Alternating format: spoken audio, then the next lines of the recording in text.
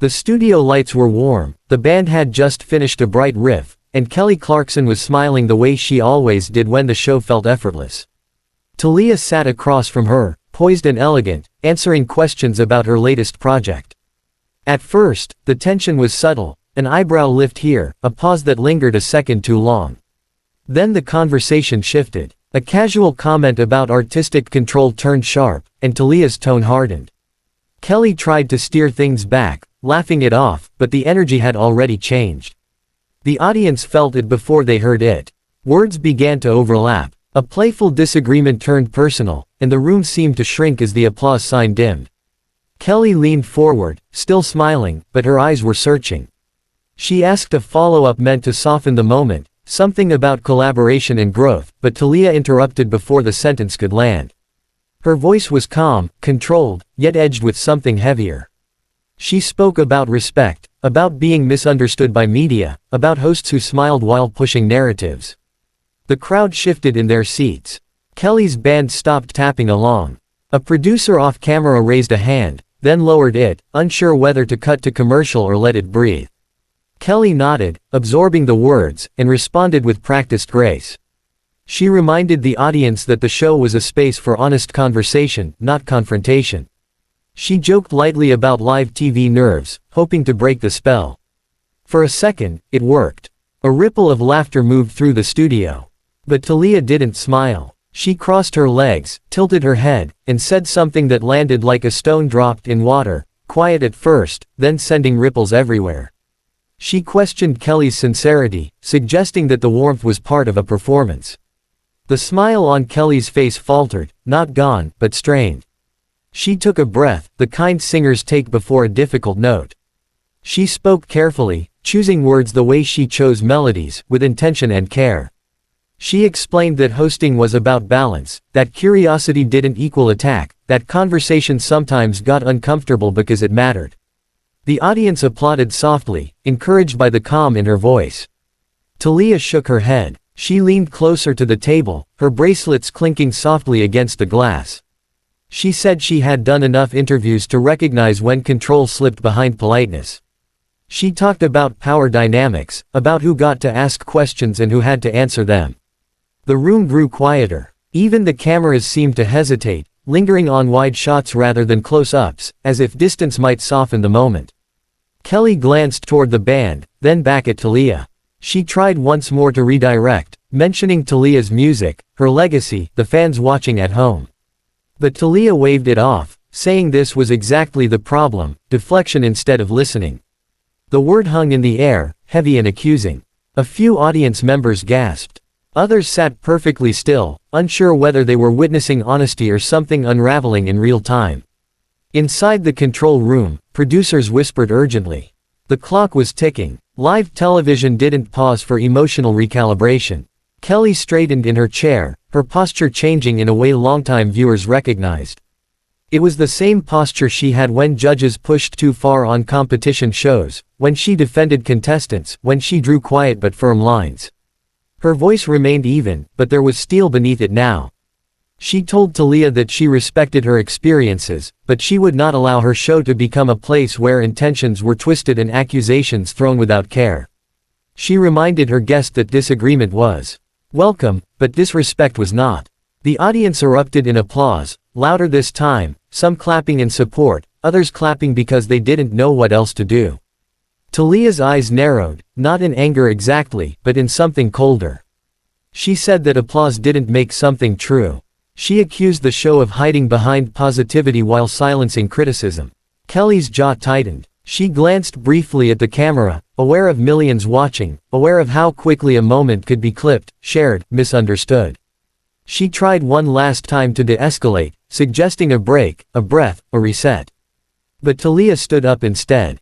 The movement was sudden, the chair scraping softly against the floor. The audience collectively inhaled. Thalia spoke standing now, saying she wouldn't sit and be talked down to, that she refused to play along with what she saw as performative kindness. Kelly rose too, slower, steadier. She asked Thalia to sit, to finish the conversation with respect. Thalia shook her head. The silence was deafening. Kelly's expression shifted, not to anger, but to resolve. She thanked Thalia for coming, her voice clear and unwavering, and said the conversation could not continue under those conditions. The words weren't loud. They didn't need to be. The impact was immediate. A producer stepped into frame slightly, guiding Thalia toward the exit as the band softly began to play, unsure of tempo, unsure of mood.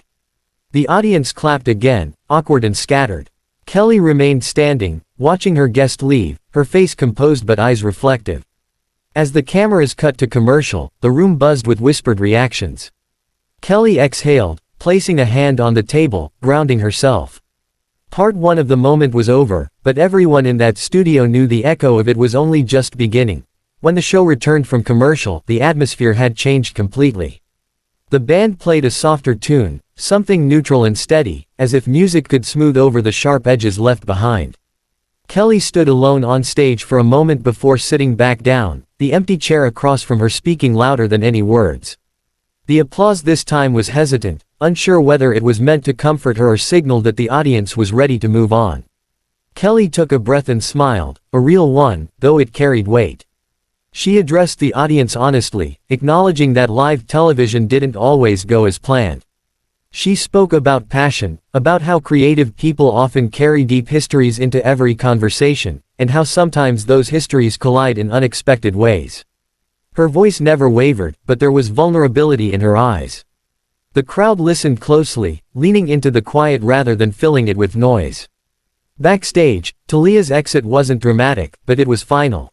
Crew members stepped aside respectfully as she walked past, her expression unreadable. Some whispered, others avoided eye contact altogether. A producer gently suggested a private room, a moment to decompress, but Thalia declined. She asked for her phone, her bag, and silence. Within minutes, she was gone, leaving behind a trail of speculation that began spreading faster than anyone could manage. On set, Kelly shifted gears with professional grace. She introduced the next segment, a lighthearted one planned long before the clash, and did her best to lift the mood. The audience laughed when prompted, clapped when cued, but an undercurrent of tension remained. Viewers at home were already replaying clips, pausing expressions, analyzing tones.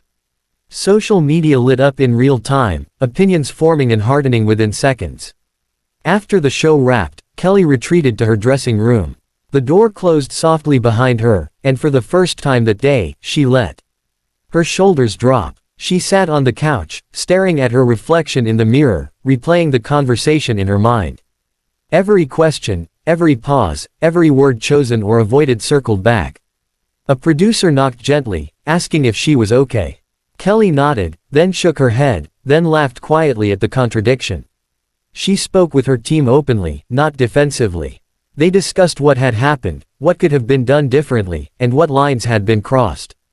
There was no celebration, no sense of victory. Just reflection. Kelly insisted on reviewing the footage in full, unedited, wanting to see the moment as the world would see it, not as it felt from the center of it. Meanwhile, reactions poured in from all directions. Some praised Kelly for maintaining boundaries, calling her response calm and necessary. Others sided with Thalia, arguing that she had voiced frustrations many guests felt but rarely expressed. Commentators dissected the exchange frame by frame, turning a human moment into a cultural debate about power, politeness, and authenticity.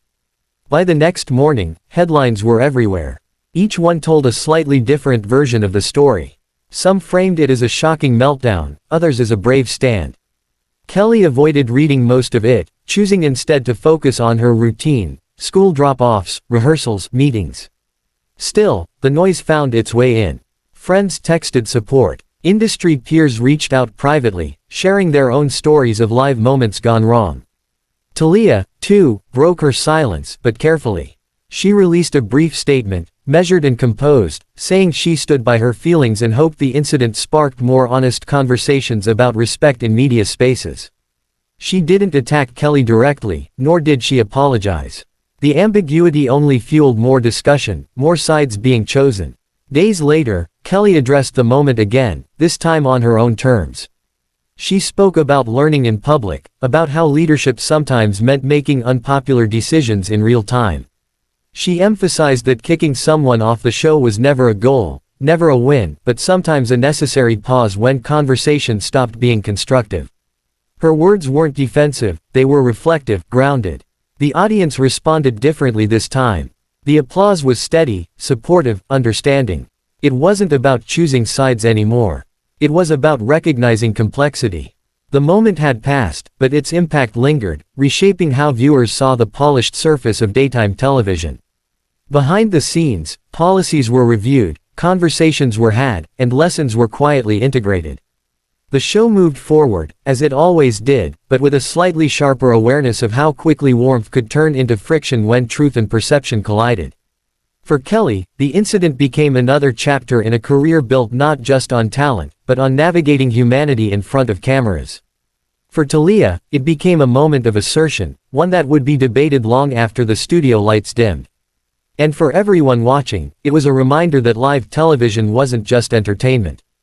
It was a mirror, imperfect, unpredictable, and shaped as much by imagination as by reality.